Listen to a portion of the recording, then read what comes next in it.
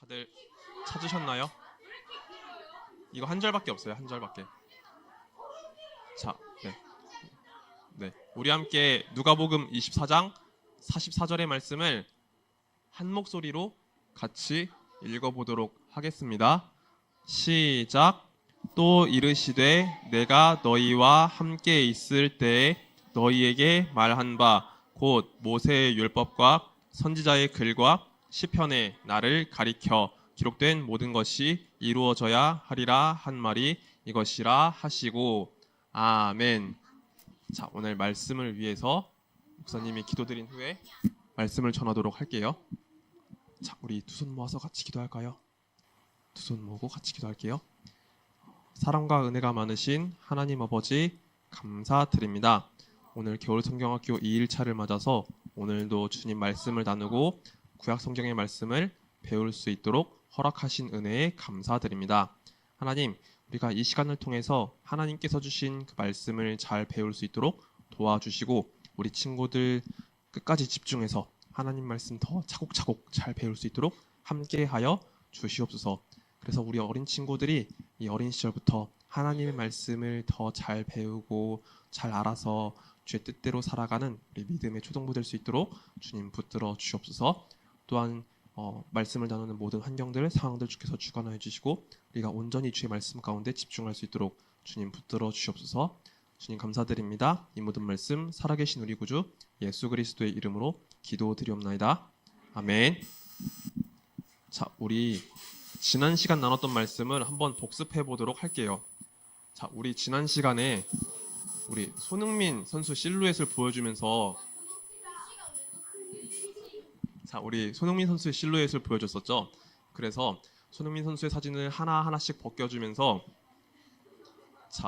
손흥민 선수의 사진을 소개했었는데 우리 예수님의 모습에 대해서도 한번 이렇게 생각해 볼 수 있을 것 같아요. 자, 처음에는 예수님의 그림이 좀 어둡게 보이죠. 그런데 점점점 오른쪽으로 갈수록 예수님의 모습이 선명하게 나타나죠. 저거는 지금 TV가 조금 잘 안 나온 것 같아요. 일단 그냥 진행을 하도록 할게요. 네, 그냥 진행하도록 하겠습니다. 자, 우리 지난 시간에 손흥민 선수의 모습을 봤었잖아요. 그 모습이 처음에는 완전히 까만색이었는데 점점점 벗겨진 모습을 보았었는데 아니에요. 그러니까 사진을 덮고 있었던 까만 그림을 살짝씩 벗겨줬잖아요. 그런 것처럼 구약 성경의 모든 말씀도 예수님을 나타내기 위해서 기록되었는데 예수님의 모습이 조금씩 선명하게 그려지고 있다라고 이야기를 했어요. 여자의 후손으로 오신 예수님에 대해서 창세기 3장에 나타났지만 예수님을 통해서 이뤄질 일에 대해서 또한 예수님께서 어떤 모습으로 이뤄질지에 대해서 구약 성경 가운데 조금씩 더 선명하고 구체적으로 나타나고 있다라고 했어요. 그래서 예수님께서 오실 때 바로 이런 모습으로 오실 거야 라고 분명히 보여주고 있는 것이 바로 구약 성경의 말씀이다 라고 이야기를 했습니다. 그리고 하나님께서 하나님의 사람들에게 그 말씀을 주셨다고 했죠. 창조 시대로부터 포로 귀한 이후까지 그 가운데 하나님께서 하나님의 사람들에게 말씀을 해주셨어요. 아담, 노아, 아브람, 모세, 다윗, 그리고 우리가 지난 시간에 배우지 않았지만 예레미야의 새 언약을 통해서도 말씀을 주셨는데 하나님께서 하나님의 사람들에게 그 말씀을 주시면서 예수님의 모습이 점점 선명하게 보일 수 있도록 해주신 거예요. 예수님은 이런 모습으로 오실 거야. 예수님께서 오실 때 이런 일들이 나타날 거야. 수많은 사람들이 주님 안에서 복을 누리고 구원을 얻게 될 거야. 라는 그 모습을 보여주신 거죠. 그리고 하나님께서 이것을 나타내실 때 바로 다음 화면 하나 옮겨주실까요? 자, 제가 일단 설명할게요. 하나님께서 하나님의 사람들에게 예수님의 모습을 조금씩 더 선명하게 보여주실 때 바로 이것을 통해서 알려주셨다고 했죠. 바로 맞아요. 약속. 구약 성경을 통해서 나타나는 구약 성경을 통해서 나타나는 그 약속들을 통해서 예수님의 모습을 더더욱 선명하게 보여주셨다라고 이야기했어요. 그래서 우리가 지난 시간까지 배웠던 일과의 말씀을 한번 복습을 해봤습니다. 자, 괜찮아요? 말씀을 한번 다시 한번 보도록 할게요. 우리 누가복음 24장 44절의 말씀을 한번 다시 같이 읽어보도록 하겠습니다. 시작. 또 이르시되 내가 너희와 함께 있을 때에 너희에게 말한 바 곧 모세의 율법과 선지자의 글과 시편에 나를 가리켜 기록된 모든 것이 이루어져야 하리라 한 말이 이것이라 하시고 아멘. 자, 우리 어제는 요한복음 5장의 말씀을 나눴는데 요한복음 5장에서 예수님이 성경이 예수님을 가리킨 말씀이다 라고 하셨어요. 그런데 오늘 누가복음 말씀에서는 어떻게 기록되어 있죠? 자, 무엇과 무엇이 예수님을 가리킨다고 되어 있죠? 맞아요. 모세의 율법과 선지자의 글과 시편의 말씀들이 예수님을 가리키고 있다라고 하고 있죠. 자, 모세의 율법과 선지자의 글과 시편의 말씀을 더하면 무엇일까요? 우리 무슨 성경 맥잡기? 맞아요. 구약 성경 맥잡기. 모세의 율법, 선지자의 글, 시편 등등의 말씀을 다 더하면 결국 구약 성경을 가리키는 거거든요. 그런데 누가복음의 말씀 보면은 예수님께서 그 구약 성경을 나눠서 이해했다는 것을 알 수 있어요. 그 당시에 많은 유대인들이 하나님의 말씀인 그 구약 성경을 이해하고 있었는데 구약 성경 전체로서도 이해하고 있었지만 그 말씀을 나눠서 세분화시켜 가지고 이해하고 있는 것을 우리가 볼 수 있어요. 그래서 우리는 이번 시간을 통해서 구약 성경을 크게 5가지로 나누어서 말씀을 살펴보려고 해요. 몇 가지? 5가지. 그래서 우리 5가지의 내용을 하나씩 살펴보도록 하겠습니다. 자, 첫 번째. 맞아요. 율법서라고 써 있죠. 여기에 어떤 말씀들이 있어요? 맞아요. 창세기, 출애굽기, 레위기, 민수기, 신명기의 말씀이 있죠. 이 말씀은 히브리어로 토라라고도 하는데 이 말씀을 모세오경 혹은 율법서라고도 합니다. 자, 창세기에는 어떤 내용들이 있나요? 천지창조. 또 창세기만 혹시 기억나는 거 있어요? 천지창조. 창조 이후에 어떤 사건이 있었죠? 선악과. 맞아요. 인간의 타락, 범죄가 있죠. 그 다음에 또 어떤 역사? 노아. 또 가인과 아벨도 있고 또 우리 한 사람이 하늘의 무뼈를 바라보고 있는 모습 어제 보았죠. 아브라함. 맞아요. 창세기는 가장 먼저 천지창조에 대한 말씀인데 그 다음에 우리 인간이 하나님 앞에 범죄한 내용이 나오고 그리고 인간의 타락을 뒤이어서 하나님께서 구원의 역사를 계속해서 펼치시는 모습이 나타나요. 그래서 창세기는 천지창조가 가장 처음 나타나지만 그 가운데 인간의 타락과 또한 하나님께서 우리를 놓지 않으시고 우리를 구원하시는 그 역사들이 나타납니다. 그리고 출애굽기는 어떤 말씀이죠? 애굽 탈출. 하나님께서 누구를 통해서 이스라엘 백성들을 건져내셨죠? 모세. 하나님의 사람인 모세를 부르시고 모세를 통해서 애굽에서 백성들을 건져내시는 말씀들이 있어요.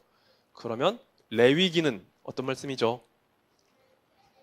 5대 제사. 맞아요. 얘들아, 제사는 무엇일까? 제사. 하나님 앞에 제물을 드리고 예배를 드리는 것을 말하는 거죠. 근데 하나님께서 레위기 말씀을 통해서 하나님께 어떻게 제사를 드려야 하는지 크게 5가지의 종류를 말씀하신 거예요. 번제, 소제, 화목제, 속죄제, 속건제. 크게 이 5가지의 제사를 말씀하시고 기타 다른 제사도 있지만 어쨌든 크게 5대 제사에 대한 말씀이 바로 레위기 가운데 나타납니다. 자, 그리고 민수기. 광야 생활.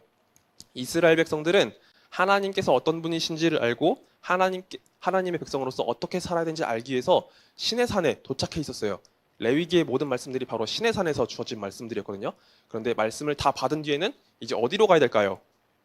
시내산에서 하나님께서 아브라함에게 약속하신 땅으로, 그 땅이 어디일까요? 맞아요. 가나안 땅. 이제 시내산에서 가나안 땅으로 그 광야를 건너는 모든 여정들이 바로 민수기에 나타납니다. 민수기에서 이스라엘 백성들은 하나님의 성막을 중심으로 해서 12지파가 마치 군대처럼 이렇게 진영이 배치된 모습을 갖고 행진하고 또 멈추고 이런 일들이 반복되었어요. 그래서 민수기에서는 광야 생활에 대한 모습이 나타나요.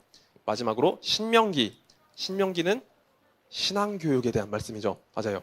이스라엘 백성들이 40년이라는 시간 동안 이제 광야를 거쳐서 가나안 맞은편에 도착하게 되었는데 40년 동안 많은 일들이 지나왔어요. 그리고 이전에 하나님 말씀을 배웠던 많은 사람들이 이제 세상을 떠났어요. 그러다 보니까 그 이후의 세대들에게 하나님 말씀을 다시 한번 가르쳐 주기 위해서 신명기의 말씀이 있게 되었습니다. 그래서 이 말씀을 율법서라고도 해요. 그런데 이 율법서의 말씀을 볼 때 우리가 한 가지 살펴볼 부분이 있어요. 여러분, 법은 우리에게 그냥 아무런 이유 없이 딱 주어졌을까요? 아니겠죠. 법이 지어진 데는 그만한 이유가 있겠죠. 그만한 역사적인 배경들이 다 있을 거예요. 그쵸? 이 말씀을 조금 더 이해할 수 있게 하기 위해서 목사님이 우리나라 헌법 전문을 한번 가져와 봤어요. 자, 이거 보면은 너희들이 왜 목사님이 이 말을 한지 이해할 수 있을 거야. 자, 여기 대표로 한번 앞줄에 있는 친구들만 한번 읽어줄래? 우리 앞줄에 있는 친구들만 한번 이 앞에 네 줄만 한번 읽어줘. 네 줄만, 알았지? 자, 한번 읽어보세요. 시작.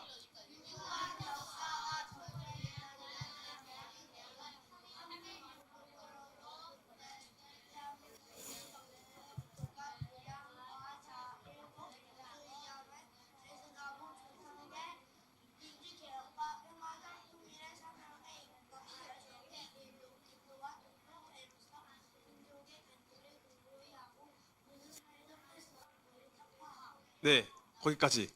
맞아요. 아, 그래요? 오케이. 일단 여기까지, 네, 여기까지 할게요. 오케이, 여기까지 할게요. 맞아요. 우리나라에 법이 있죠. 헌법이 있고 헌법 아래 여러 가지 법들이 있어요. 그런데 그 헌법을 딱 기록하기 전에 이 전문이 있는데 여기 보면은 우리나라의 엄청난 그 역사에 대해서 먼저 소개를 하고 있는 걸 볼 수 있죠. 법이 나타난 데는 다 그만한 배경과 이유가 있는 거예요.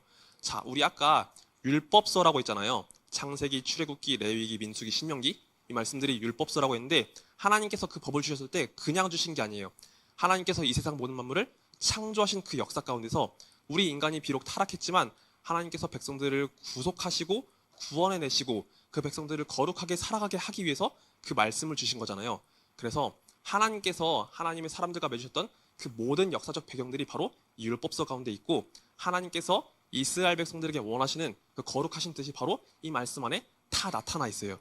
그래서 이 율법서의 말씀이 하나님의 그 창조 역사로부터 모든 그 시간에 이르기까지 그곳에서 이루고 싶어 하시는 하나님의 뜻이 바로 이 율법서 가운데 나타나게 된다.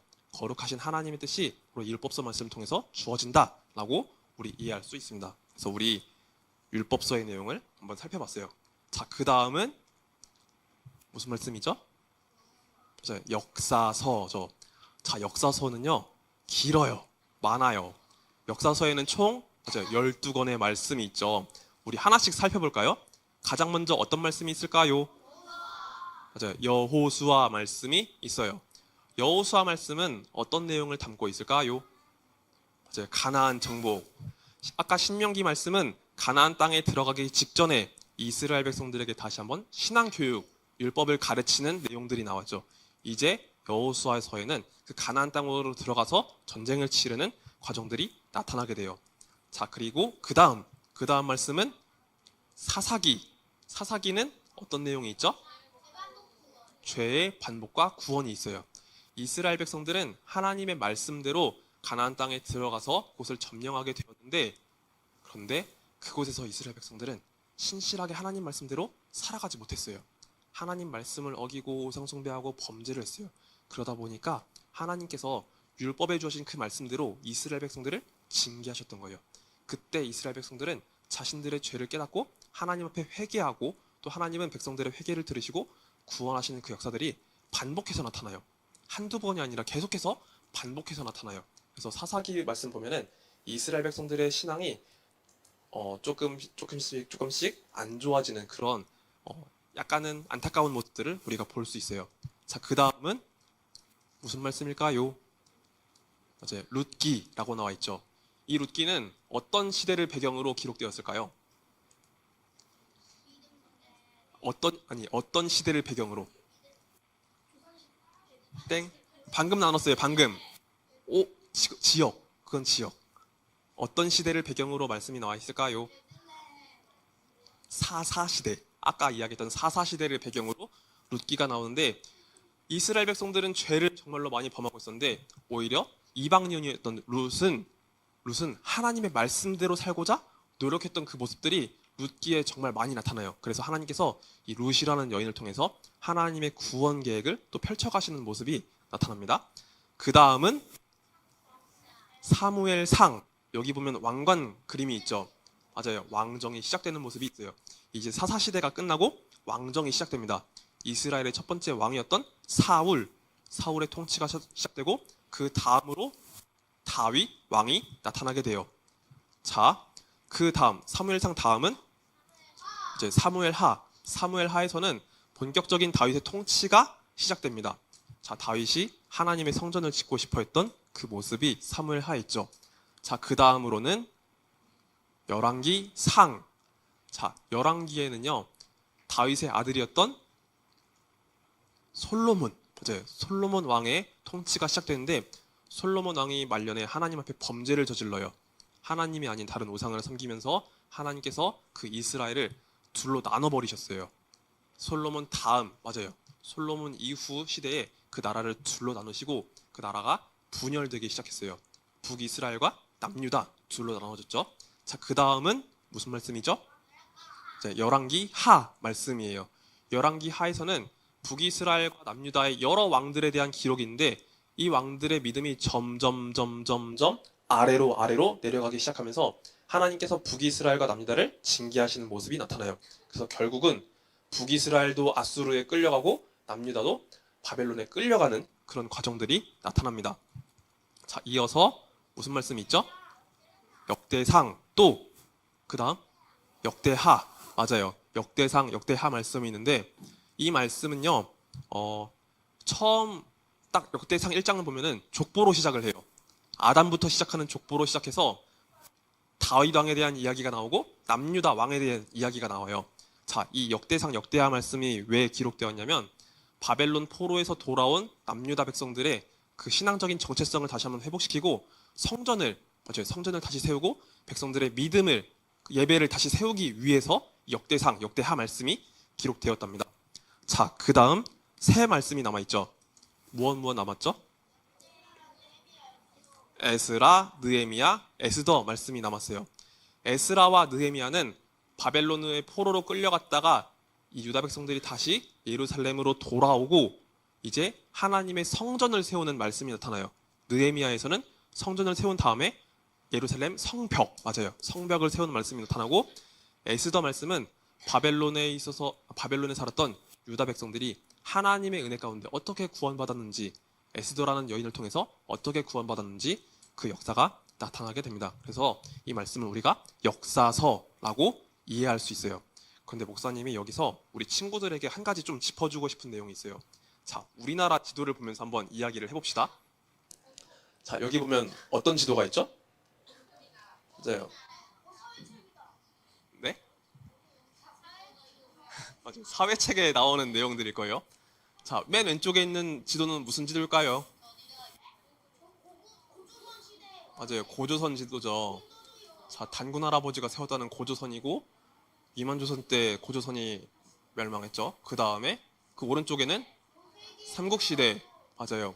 백제, 신라, 고구려가 서로 이렇게 전쟁을 벌였던 시대죠. 맞아요. 가야도 있는데 나중에 신라에 흡수당했죠.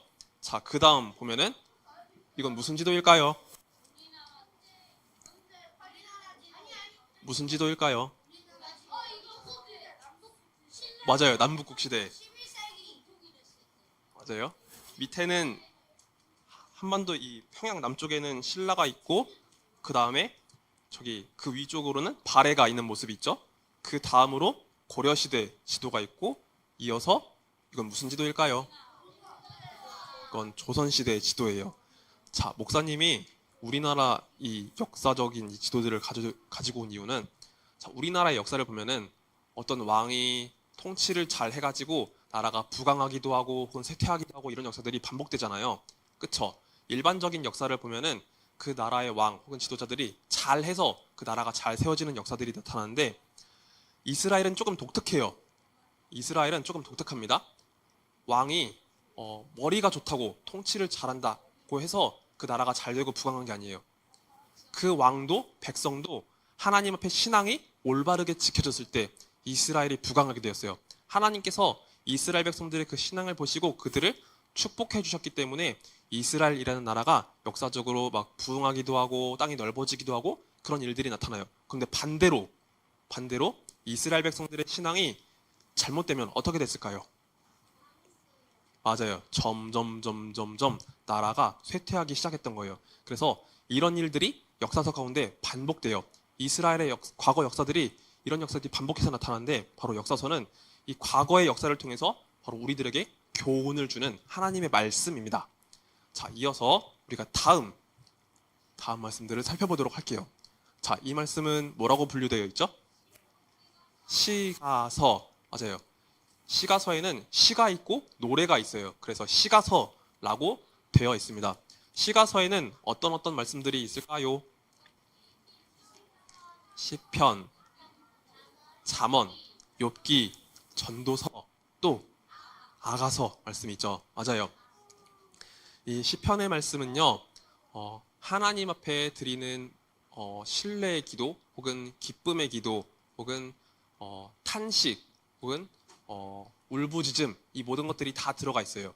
그런데 시편의 끝을 보면은 할렐루야, 하나님을 찬양하는 노래로서 마무리하게 돼요. 그래서 우리 시편의 말씀 보면은 하나님 앞에 드리는 그 곡조 있는 아름다운 기도의 내용을 우리가 살펴볼 수 있습니다. 자, 그 다음 잠언은 무슨 내용이 중심 주제일까요? 삶의 지혜. 하나님을 믿는 사람들이 이 땅에서 살아갈 때 어떻게 지혜롭게 살아갈 수 있는가에 대해서 보여주고 있어요. 그리고 그 지혜는 바로 우리의 구주 되시는 예수님을 가리키는 하나의 단서로서도 나타나기도 합니다. 자, 이어서 전도서는 어떤 내용일까요? 자, 인생 교훈. 이 전도서는요, 솔로몬이 지은 말씀인데, 솔로몬은요, 이 땅에 살아갈 때 엄청나게 많은 걸 누리며 살아갔어요. 엄청나게 부했던 사람이다 보니까 자기가 하고 싶은 걸 다 했어요. 그런데 모든 걸 다 하다 보니 인생 별거 없네, 헛되고 헛되다, 이런 이야기를 했어요. 그리고 그 인생 말년에 돌아보니 하나님을 경외하는 것만이 남는다라는 이야기를 했어요. 그래서 전도서는 우리 삶의 중요한 교훈, 하나님을 믿는 것이 영원하다라는 것을 남겨주고 있답니다. 자, 그리고 그 다음 욥기가 있죠. 욥기 보면은 좀 뭔가 안타까운 모습의 한 사람이 있어요. 이 사람 누구일까요? 욥. 맞아요, 욥. 욥이 지금 어떤 상황에 있는 것 같아요? 병에 걸렸어요. 맞아요. 피부병. 맞아요. 종기 같은 것, 이런 것이 많이 났어요. 그냥 피부병이라고 이해하면 쉬울 거예요. 몸에 막 그런 것들이 많이 났어요. 시험을 받은 거지. 믿음의 시험이 있었던 거예요. 원래 욥은 이렇게 아팠던 사람이 아니에요. 하나님 앞에 믿음을 지키려고 했던, 신실하게 살려고 했던 의인이라고 불렸어요. 어느 정도로 신실했냐면 혹시나 자기 자녀들이 하나님 앞에 범죄하지 않을까라고 생각하며 이 자녀들을 위해 속죄의 제물을 따로 구별해 놓을 만큼 그만큼 믿음이 있었던 사람이에요. 자, 우리 친구들 중에 부모님이 우리 친구들에게 신앙교육을 열심히 하는 분들 있죠. 그쵸? 우리 친구들에게 믿음을 가르치기 위해서 엄청나게 수고하시는 우리 부모님들 계시잖아요. 그런 것처럼 욥은요, 하나님 말씀대로 자녀들을 가르치기 위해서 정말 많이 수고하고 있었거든요. 그런데 어느 날 욥이 너무나 큰 고난을 당한 거예요. 그의 재산도 다 잃어버리고, 그리고 그의 자녀들도 한순간에 다 죽고, 그가 사랑했던 모든 사람들이 다 떠나버렸어요. 자, 하나님 앞에 믿음 지키려고 했는데 욥이 이렇게 큰 고난을 당한 거예요. 그러면 우린 이때 어떻게 생각하게 될까요? 믿음의 시험이었던 거예요. 믿음의 시험. 하나님께서 왜 내게 이런 시련을 주셨습니까? 라고 욥이 부르짖게 돼요. 그래서 욥은 그 믿음의 시련을 당하면서 하나님 앞에 그 울부짖음을 쏟아내었고, 또 친구들은 와서 욥에게 이런저런 조언을 하는데 그 친구들의 조언조차도 욥의 마음을 시원케 하는 그런 대답이 아니었어요. 그래서 욥은 그 가운데 굉장한 고통을 당하게 되는데 결국 하나님께서 욥에게 응답하시는 그 말씀들이 나타납니다. 그래서 욥기의 말씀 보면 우리가 의인들이 고난을 당하는 그 모습을 살펴볼 수 있어요. 그리고 마지막으로 아가서에는 하트 그림이 있죠. 그쵸? 조금 가려져 있는데 아가서 말씀 보면은 남녀 간의 사랑 이야기를 볼 수 있어요. 그런데 이 말씀이 단지 남녀 간의 사랑 이야기를 보여주기 위해서 기록된 걸까요? 아니죠. 이 말씀을 통해서 하나님과 우리 사이에 사랑을 보여주기 위해서 이 아가서 말씀이 기록되어 있습니다. 자, 그래서 이 시가서의 말씀 보면은 우리 삶 가운데 나타나는, 우리 현재적인 삶 가운데 나타나는 여러 가지 그 문제들에 대해서, 또한 우리들이 갖고 있는 여러 가지 신앙적인 감정들에 대해서 살펴볼 수 있어요. 우리는 믿음의 삶을 살다 보면 고난을 당하기도 하고 감사한 일이 있기도 하고 기쁨의 일을 볼 수도 있기도 하고, 또한 이 세상 가운데 나타나는 정의나 불의에 대해서도 볼 수 있어요. 이런 모든 상황과 환경 속에서 믿음의 사람들이 하나님 앞에 나아가는 그 과정들, 하나님과의 관계 속에서 이루어지는 그 내용들이 바로 시가서의 내용을 통해 나타납니다. 자, 우리 여기까지 시가서의 내용을 살펴봤고, 그 다음으로 우리 선지서로 넘어가 보도록 할게요. 자, 선지서는 크게 두 부분으로 나눠져요. 두 부분, 맞아요. 대선지서와 소선지서로 나눠져요. 대선지서와 소선지서를 나눈 이유는 무엇일까요? 맞아요. 분량이 커요. 상대적으로 분량이 더 많아요. 그래서 대선지서예요. 그리고 반대로 소선지서는 상대적으로 분량이 적다, 짧다. 그래서 대선지서와 소선지서를 나눴어요. 그러면 대선지서에는 어떤 말씀이 있는지 한번 이야기해 볼 수 있어요? 이사야, 또 예레미야, 또 예레미야 애가, 또 에스겔, 또 다니엘. 맞아요.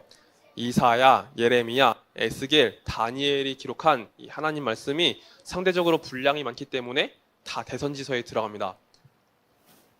끝이 한기야? 네. 자, 이사야서의 말씀 보면은요, 그 당시 남유다 백성들이 하나님 앞에 너무나 많은 범죄를 저지르고 있었기 때문에 그들에 대한 심판의 내용이 있어요. 그리고 남유다뿐만 아니라 그 주변에 있었던 이방 민족들에 대한 심판의 내용도 있고, 그리고 유다 백성들이 바벨론의 포로로 끌려가서 다시 돌아오게 될 회복에 대한 말씀도 있어요. 그런데 그 가운데 바로 오실 메시아 예수님에 대한 모습도 그려주고 있습니다. 그래서 이사야는 심판과 회복에 대한 말씀을 보여주고 있어요. 자, 그 다음으로 예레미야 말씀이 있죠. 예레미야 말씀 볼 때 빨갛게 기록된 글씨 보여요? 이제 새 언약이라고 쓰여 있죠. 마음이라고 기록되어 있어요. 이 새 언약이 무엇이냐면, 우리 구약의 말씀을 세 글자로 풀면은 옛 언약이라고 할 수 있거든요. 근데 하나님께서 그 언약들을 새롭게 갱신하신다는 내용이에요. 그래서 새 언약에 대한 내용이 예레미야 선지자의 말씀에 이미 예고가 되어 있는 거예요. 그리고 이 새 언약이 이루어졌을 때 어떤 일이 일어나냐면, 하나님의 법이 우리 마음 안에 새겨져서 우리가 하나님 앞에 우리의 마음을 들여서 하나님을 섬기게 된다라는 그런 말씀이 있어요. 성령께서 우리 가운데 오셔서 우리가 하나님의 뜻대로 순종하며 살아가게 한다는 그 내용들이 바로 예레미야 가운데 있는 거죠. 그래서 예레미야는 새 언약이라는 내용이 중요합니다. 자, 그 다음으로 예레미야 애가는 멸망한 남유다의 모습을 보면서 애통해하는 예레미야의 모습을 볼 수 있고요. 그 다음 에스겔, 또 다니엘의 말씀을 우리가 함께 살펴볼 수 있습니다. 우리 여기까지 대선지서의 말씀을 보았어요. 그리고 나머지 말씀이 있죠. 자, 여기 이 말씀 네 글자로 뭐라고 쓰여 있죠? 소선지서 내용이 많죠. 그쵸? 자, 하나씩 한번 읽어볼까요? 무슨 내용인지. 시작. 호세아, 요엘, 아모스, 오바댜, 요나, 나움, 하박국, 스바냐, 미가, 또 학개, 스가랴, 말라기. 맞아요. 이 소선지서의 내용은요, 앞에서 이야기했던 대선지서의 내용과 상당 부분, 앞에서 이야기했던 대선지서의 내용과 거의 일치해요. 그러니까 또 다른 관점에서 심판에 대한 내용을 이야기하고, 또 다른 관점에서 오실 예수님에 대한 내용을 계속해서 이야기해요. 그래서 선지서의 내용은 모두 심판과 회복에 대한 말씀을 담아내고 있는 걸 볼 수 있어요. 자, 선지자는요, 하나님의 말씀을 듣지 않는 그 백성들에게 하나님의 심판에 대한 내용을 말씀했어요. 그렇지만 그 말씀이 심판으로만 끝났냐? 아니요, 그렇지 않아요. 그 말씀이 회복과 소망, 그리고 하나님 나라에 대한 말씀으로 끝나게 돼요. 오실 예수 그리스도를 통해서 이뤄질 하나님 나라에 대한 소망으로 이루어지기 때문에 이 선지서의 내용은 심판과 회복에 대한 내용으로 이루어져 있다라고 우리가 이해할 수 있습니다. 자, 그래서 우리 지금까지 구약 성경을 총 5개로 나누었어요. 자, 어떻게 나눴죠?